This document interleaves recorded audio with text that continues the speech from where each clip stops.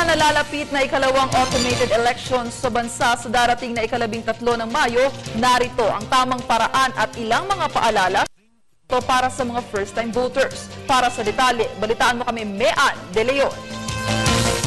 First come first serve basis ang eleksyon ngayong 2013. Pinapayuhan ang mga botante na pumunta sa kani-kanilang mga nakatalagang poll precinct ng maaga.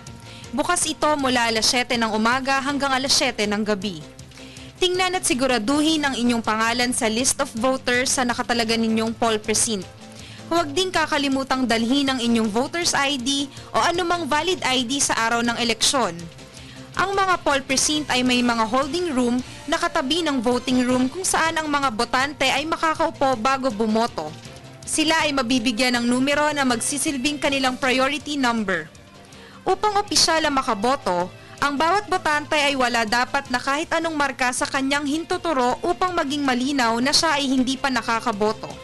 Matapos masigurado na kayo ay rehistradong botante, ang inyong balota ay titiyakin naman ng Board of Election Inspectors o BEI sa standards ng poll body bago ito ilagay sa isang folder kung saan opisyal na maglalagay ng boto ang mga botante. Para sa mas mabilis na pagboto, pinapayuhan ang mga botante na magdala ng o kodigo ng inyong mga iboboto. Bago magmarka sa balota, siguraduhin wala itong kahit na anong marka o dumi. I-report agad sa BEI kung may marka o dumi ang inyong balota. Gamitin lamang ang Picos pen na ipapagamit ng BEI. Huwag mag-overshade. Markahan lamang ang balota ayon sa hugis ng mga bilog nito. Huwag ding mag-overvote. Iwasan ang mga marka ng sobra sa nakatalagang bilang. Halimbawa, ang boto para sa mayor ay iisa lamang. Huwag markahan ng dalawa ang para sa posisyong ito.